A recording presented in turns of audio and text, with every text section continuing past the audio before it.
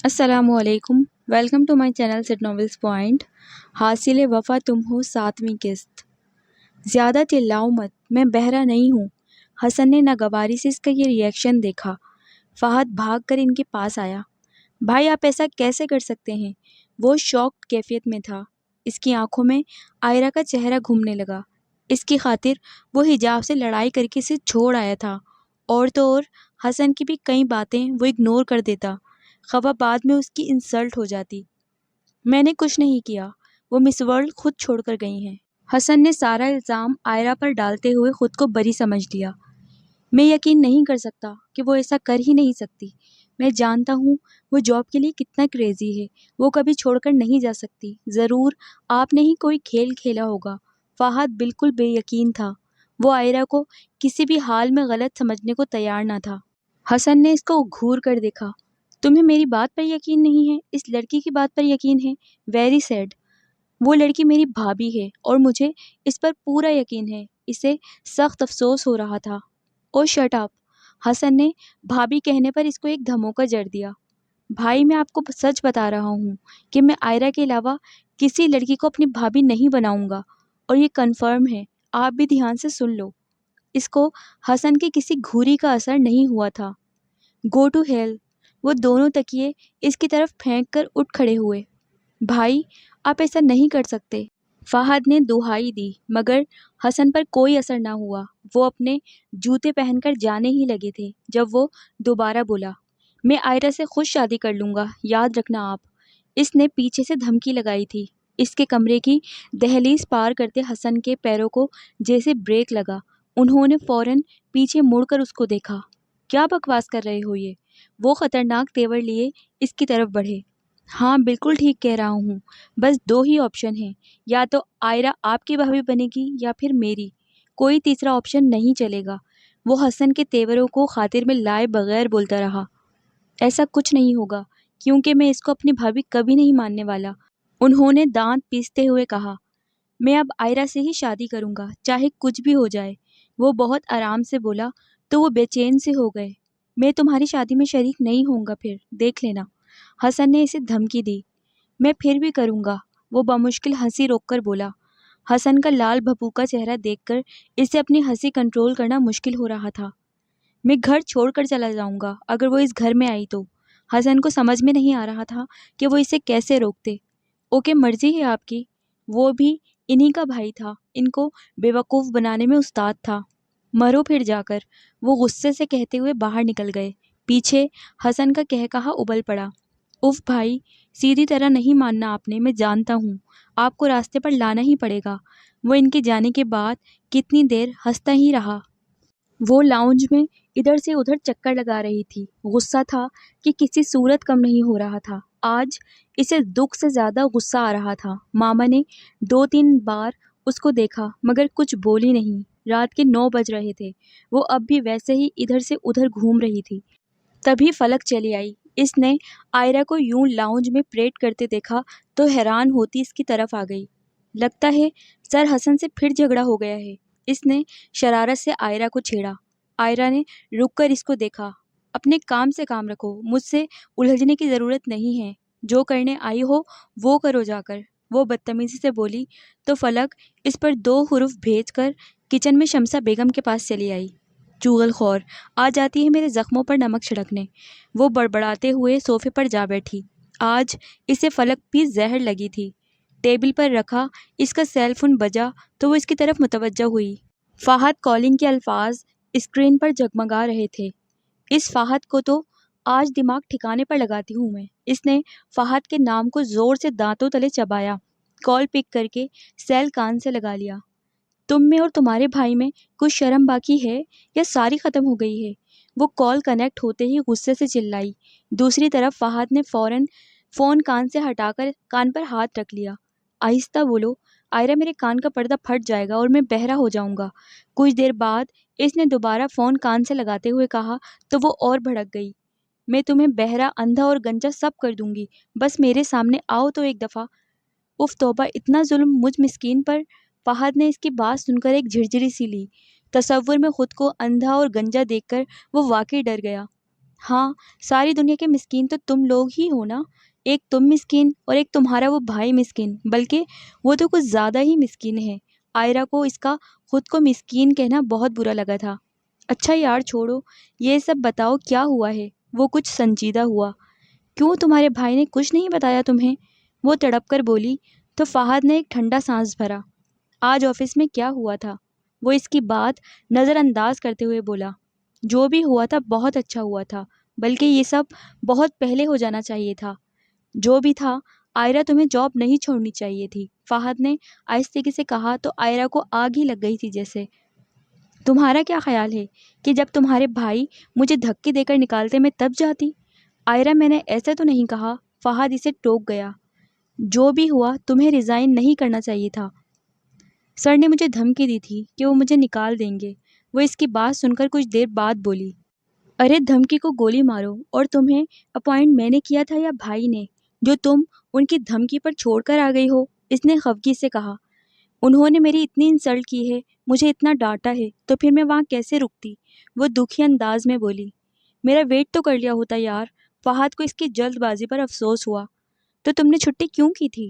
آئرہ الٹا اسی پر بھڑک گئی۔ اگر تم نہ چھٹی کرتے تو شاید یہ سب ہوتا ہی نہیں۔ تو کیا میں چھٹی بھی نہیں کر سکتا؟ فہد اس کی انوکھی منطق سن کر حیران سا بولا۔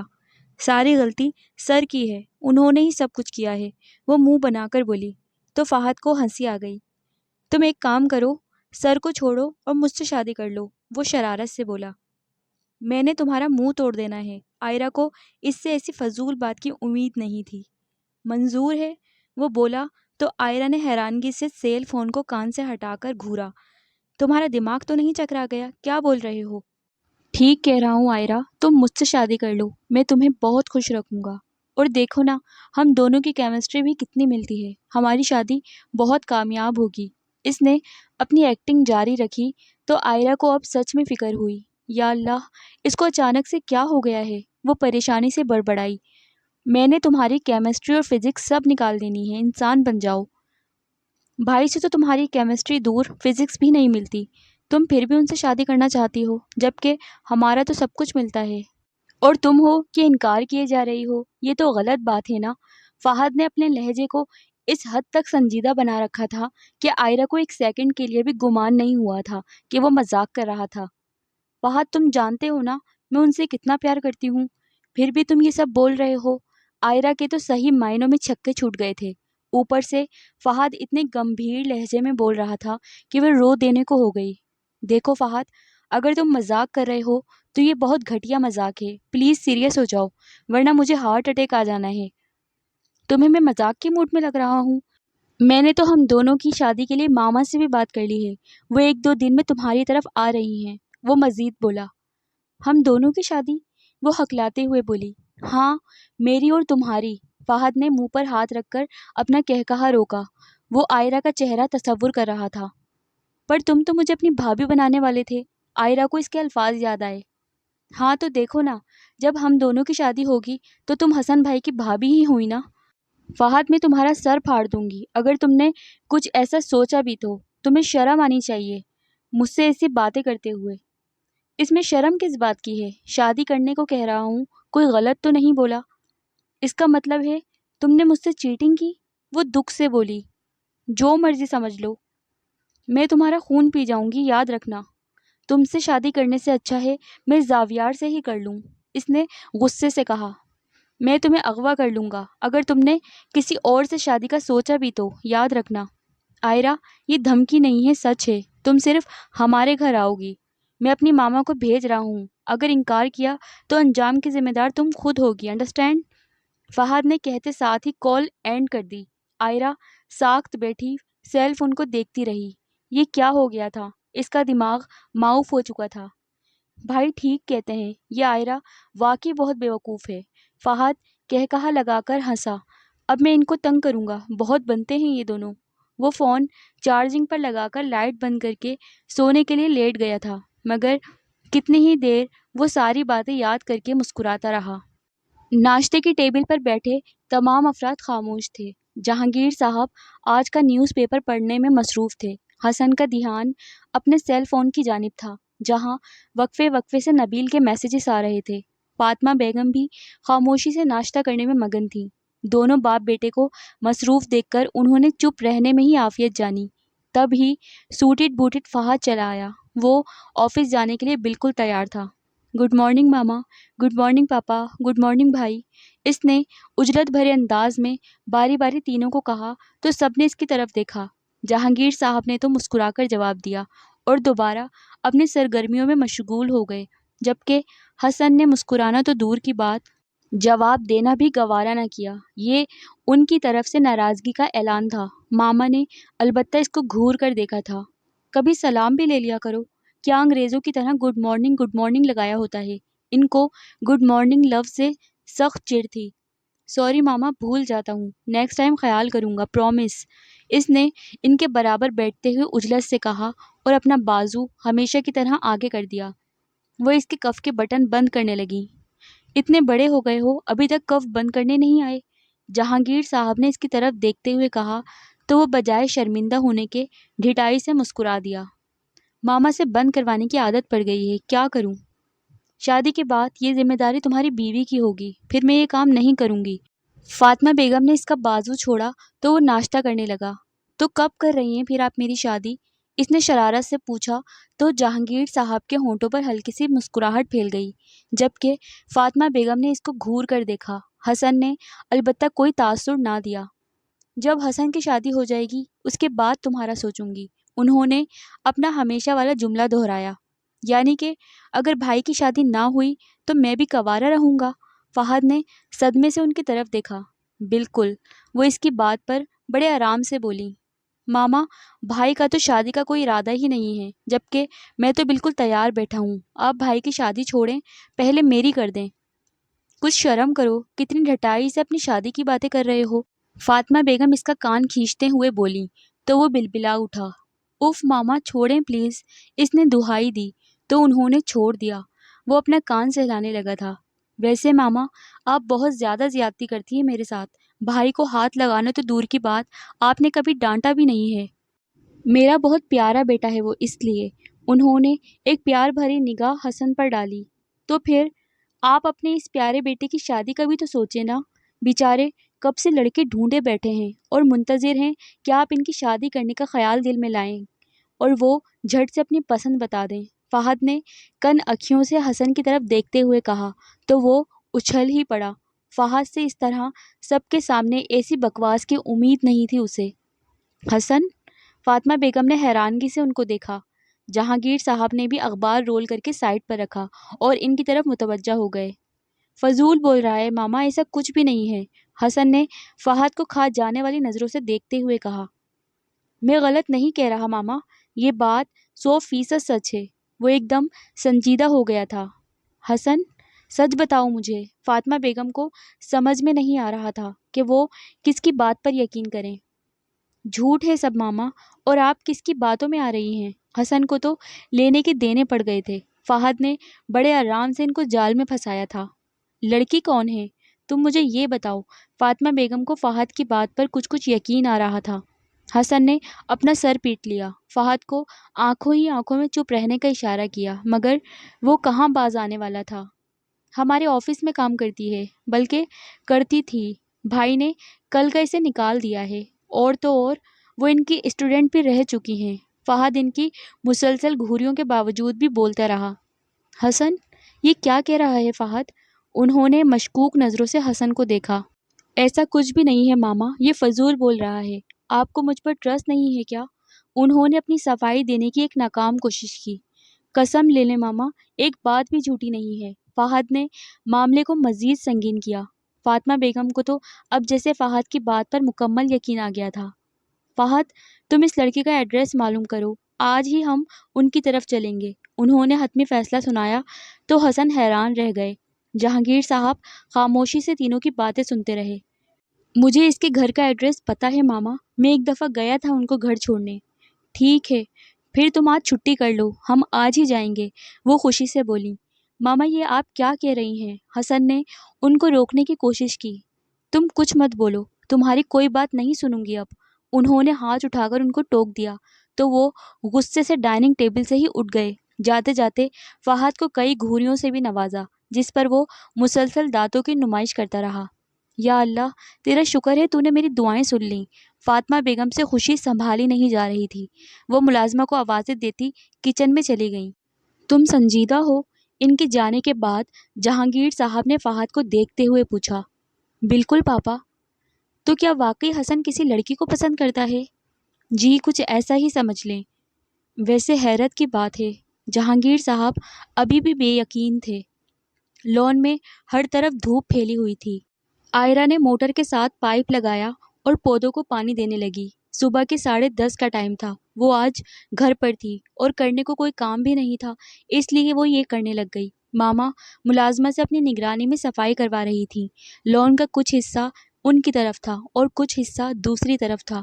اس نے اپنے سارے حصے کے پودوں کو پانی دے دیا۔ اس چکر میں اس کے سارے پائنچے گیلے ہو گئے۔ وہ اس وقت شارٹ شرٹ کے ساتھ تنگ سا کیپری پہنے ہوئے تھی۔ گلے میں بڑا سا دوپٹہ لٹک رہا تھا۔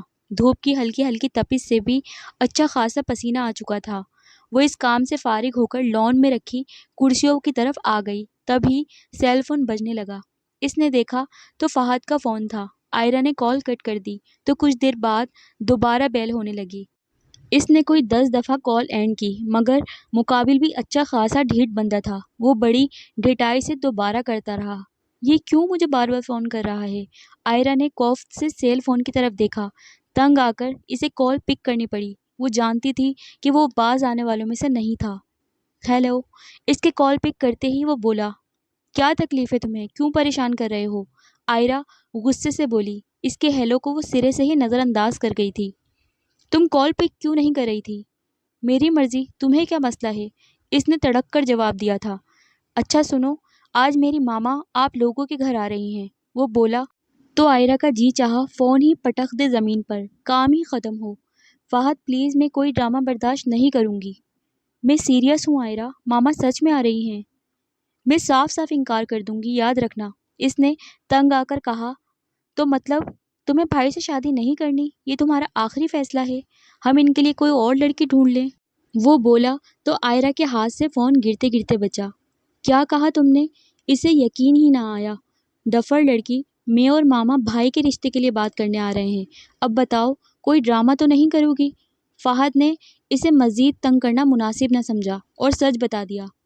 او مائی گاڈ، تم جھوٹ تو نہیں بول رہے؟ عائرہ کی آواز خوشی سے لڑکھڑا رہی تھی۔ بالکل بھی نہیں۔ فہد کو اس کی بات سن کر ہنسی آ گئی۔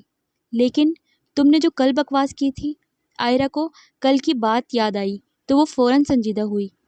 وہ سب مذاق تھا یار، بھلا میں ایسے کیسے سوچ سکتا ہوں؟ میں جانتا ہوں تم اور بھائی ایک دوسرے سے پیار کرتے ہو، پھر میں تم لوگوں کے بیچ کیسے آ سکتا ہوں؟ بلکہ میں تو…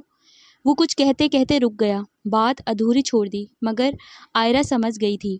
بلکہ تم تو حجاب کو لائک کرتے ہو، ہے نا؟ اس نے فہد کی بات پوری کی۔ چھوڑو اس کو۔ حجاب کے نام پر اس کے دل میں ہلچل سی مچ گئی۔ وہ لڑکی اسے کسی لمحے نہیں بھولتی تھی۔ وہ بہت اچھی ہے فہد، اور میں جانتی ہوں کہ وہ تم سے بہت محبت کرتی ہے۔ عائرہ کو دکھ ہوا، اس کی وجہ سے وہ دونوں دور ہو گئے تھے۔ میں بھی بہت پیار کرتا ہوں اس سے عائرہ، میں نے تو اسے دیکھا بھی نہیں تھا جب پیار ہو گیا تھا، پر جس طرح اس دن اس نے مجھ پر شک کیا تھا، مجھے بہت دکھ ہوا تھا۔ وہ اس وقت بے حد سنجیدہ تھا۔ عائرہ کو ایک بار پھر احساس ہوا کہ اس شخص کا دل کتنا خوبصورت تھا، رشتوں کا احترام، اور ان کے لیے اس کے دل میں کتنی محبت تھی۔ سوری فہد، یہ سب میری وجہ سے ہوا، وہ شرمندگی سے بولی۔ ارے نہیں یار، تم ایسا کیوں سوچ رہی ہو؟ تمہاری کوئی غلطی نہیں ہے۔ کچھ لوگ ہی کنزرویٹو ہوتے ہیں، ان کی سوچ کا دائرہ اتنا تنگ ہوتا ہے کہ کسی بھی وقت بند ہو جاتا ہے، اور پھر وہ بنا سوچے سمجھے جو دل میں آئے بول جاتے ہیں۔ وہ اس کی شرمندگی دور کرنے کے لیے بولا، پھر بھی فہد، کہیں نہ کہیں میں ہی ذمہ دار ہوں۔ تم نے کچھ نہیں کیا عائرہ، اس لیے خود کو الزام مت دو۔ تم بہت اچھی لڑکی ہو اور ہم سب کے لیے بہت خاص ہو۔ تم نے میری بہن کی کمی کو پورا کیا ہے۔ مجھے بہت شوق تھا کہ کاش ہماری بھی کوئی بہن ہوتی، مگر تم سے مل کر لگتا ہے کہ وہ شوق پورا ہو گیا ہے۔ جانتی ہو، جب سے میں نے تمہارے بارے میں ماما کو بتایا ہے، وہ تم سے ملنے کے لیے بے چین ہیں۔ ان کی زبان پر صرف تمہارا ہی نام ہے۔ ہم سب کی زندگی میں تم امید کی کرن ہو جو بھائی کے حوالے سے جاگی ہے۔ ورنہ جس طرح بھائی شادی سے دور بھاگتے تھے، ہم لوگوں نے تو امید ہی چھوڑ دی تھی کہ وہ شادی کے لیے کبھی ہاں بھی کریں گے۔ وہ اسے بتا رہا تھا اور آئرہ کو خود پر رشک آنے لگا۔ وہ مان گئے ہیں کیا؟ آئرہ نے کچھ حیرت سے پوچھا تو فہد ہنسا۔ مانیں گے تو ان کے فرشتے بھی، ابھی کچھ ڈرامہ کر رہے ہیں، لیکن مجھے یقین ہے کہ سیٹ ہو جائیں گے۔ فہد نے اسے یقین دلایا۔ اف، مجھے سمجھ نہیں آ رہا کہ میں کیا کروں۔ سچ میں اتنی خوشی ہو رہی ہے کہ بتا نہیں سکتی۔ تھینک یو سو مچ فہد، تم بہت اچھے ہو، وہ پرجوش انداز میں بولی۔ چلو رہنے دو اب، اوکے میں رکھتا ہوں، اب بہت جلد ملاقات ہوگی۔ فہد نے فاطمہ بیگم کی آواز سنی تو بولا، اوکے ٹیک کیئر۔ آئرہ نے کال اینڈ کر دی۔ اس کی آنکھوں میں خواب جگمگانے لگے تھے۔ وہ اسے مل جائیں گے، یہ احساس ہی بہت خوبصورت تھا۔ واقعی محبت خوبصورت جذبہ ہے۔ اگر مل جائے تو انسان کو لگتا ہے اس نے دنیا فتح کر لی ہے، لیکن اگر نہ ملے تو لگتا ہے جیسے انسان دنیا تو دنیا اپنا آپ ہی کھو دیتا ہے۔ کچھ دور کھڑے زاویار سے اپنے پیروں پر کھڑے رہنا مشکل ہو گیا تھا۔ وہ واقعی ہار گیا تھا۔ اپنے آپ کو اس نے کھو دیا تھا۔ ایک آنکھوں میں محبت ملنے کے سپنے تھے اور دوسرے کی آنکھوں میں محبت کھو دینے پر ٹوٹے سپنوں کی کرچیاں تھیں۔ ایک طرف کھڑی محبت اپنی فتح کا جشن منا رہی تھی اور دوسری طرف کھڑی محبت اپنی ہار کا سوگ منا رہی تھی۔ محبت دونوں کی سچی تھی، مگر امر صرف ایک کی ہونے جا رہی تھی۔ وہ خاموشی سے وہیں پلٹ گیا۔ اس کے قدموں میں صدیوں کی تھکن اتر آئی تھی۔ ایک لمحے میں ہونے والی محبت صدیوں کی سزا بن گئی تھی۔ شمسہ بیگم کچن میں دوپہر کا کھانا بنا رہی تھیں جب آئرہ وہاں آئی۔ ماما، اس نے انہیں پکارا۔ جی میری جان، انہوں نے مڑ کر اس کی طرف دیکھتے ہوئے کہا تھا۔ کیا بنا رہی ہیں آپ؟ وہ ان کے ساتھ آ کھڑی ہوئی۔ وہ چائنیز رائس کے لیے سبزیاں کاٹ رہی تھیں۔ آئرہ نے پاس پڑی ٹوکری سے ایک گاجر اٹھا لی اور کھانے لگی۔ تمہاری فیوریٹ ڈش، انہوں نے اس کی طرف دیکھتے ہوئے کہا تو وہ خوش ہو گئی۔ آپ مجھے بھی کوکنگ کرنا سکھا دینا، پھر میں بھی آپ کی ہیلپ کروں گی۔ آئرہ نے گاجر کو دانتوں سے کترتے ہوئے کہا تو ایک خوبصورت سی مسکراہٹ نے ان کے چہرے کا احاطہ کیا۔ ضرور سکھا دوں گی۔ اچھا تم مجھے یہ بتاؤ کہ تم نے شادی کے بارے میں کیا سوچا ہے؟ تمہارے پاپا کل مجھ سے پوچھ رہے تھے، وہ اچانک یاد آنے پر بولی تو اس نے برا سا منہ بنایا۔ ابھی کچھ نہیں سوچا، لیکن سوچ کر بتاؤں گی۔ وہ اب دوسری گاجر اٹھا چکی تھی۔ اچھا چلو جلدی سے سوچ کر مجھے بتانا، پھر اور ٹائم بالکل ویسٹ نہیں کرنا، اوکے؟ انہوں نے پیار سے کہا تو آئرہ نے سر جذبات میں ہلا دیا۔ لائیں میں بھی کاٹوں۔ اس نے چھری ان کے ہاتھ سے لے لی۔ دھیان سے لگ نہ جائے، انہوں نے ٹوکری اس کے سامنے رکھتے ہوئے کہا تو اس نے سر ہلا دیا۔ اچھا میں ابھی آتی ہوں، وہ کہتی ہوئی باہر نکل گئیں۔ وہ گاجروں والی ٹوکری اٹھا کر کچن میں پڑی میز کے گرد رکھی کرسیوں میں سے ایک پر بیٹھ گئی۔ ٹوکری کو میز پر سامنے رکھ لیا اور چھلی ہوئی گاجریں کاٹنے لگی۔ چچی، کچن میں داخل ہوتے ہوئے زاویار نے پکارا، مگر پھر ٹھٹک گیا۔ سامنے کا منظر کم سے کم اس کے لیے تو ناقابل یقین تھا۔ گہرے سرخ سوٹ میں ملبوس گاجریں کاٹتی وہ اسے خود بھی کوئی گاجر معلوم ہوئی۔ زاویار کو صبح والی باتیں یاد آئیں۔ وہ کتنی خوش تھی، اس نے سوچ لیا تھا وہ اس کی یہ خوشی کبھی ختم نہیں ہونے دے گا، وہ اس کی زندگی سے چلا جائے گا۔ اپنے دل کو اس نے سمجھا لیا تھا، وہ اب آئرہ کے ساتھ بالکل نارمل رہے گا، کبھی شک نہیں ہونے دے گا کہ وہ سب جانتا ہے۔ آئرہ نے نظریں اٹھا کر اس کی طرف دیکھا۔ چچی کہاں ہیں؟ وہ اندر داخل ہوتے ہوئے بولا۔ باہر گئی ہیں، اس نے مختصر بتایا اور دوبارہ اپنے کام میں مصروف ہو گئی۔ سنو، وہ پھر بولا۔ وہ سوالیہ نظروں سے اس کی طرف دیکھنے لگی۔ تمہیں چائے بنانی آتی ہے؟ زاویار کی بات پر اسے حیرت ہوئی۔ نہیں، زاویار کو اسی جواب کی امید تھی۔ تو سیکھ لو پھر، وہ غصے سے کہتا ہوا باہر نکل گیا۔ آئرہ نے حیرانگی سے اسے جاتے دیکھا۔ یہ زاویار بھائی کو کیا ہوا ہے؟ وہ منہ ہی منہ میں بڑبڑائی اور پھر سے اپنے کام میں مصروف ہو گئی۔ زاویار لاؤنج میں آیا تو شمسہ بیگم اسے سیڑھیوں سے اترتی دکھائی دیں۔ چچی، اس نے انہیں پکارا اور ان کی طرف بڑھا۔ ہاں بیٹا، وہ اسے دیکھ کر کچھ حیران ہوئی۔ 3 کپ چائے بنا دیں پلیز، اگر آپ فری ہیں تو۔ ماما اور فلک گھر پر نہیں ہیں، میرے دوست آئے ہیں، اس نے لجاجت سے کہا۔ ہاں ہاں کیوں نہیں، ابھی بنا دیتی ہوں۔ میں کچن میں آپ کو ہی ڈھونڈنے گیا تھا، مگر آپ وہاں نہیں تھیں۔ البتہ آپ کی صاحبزادی تھیں، ان کو میں نے کہا تھا، مگر انہوں نے صاف انکار کر دیا۔ زاویار نے منہ بناتے ہوئے کہا تو ایک مسکراہٹ ان کے چہرے پر آ گئی۔ ارے بیٹا، اسے کہاں بنانا آتی ہے؟ تم چلو، میں بنا دیتی ہوں۔ ان کی بات پر وہ سر ہلاتا ہوا اپنے پورشن کی طرف بڑھ گیا تو وہ کچن میں آ گئیں۔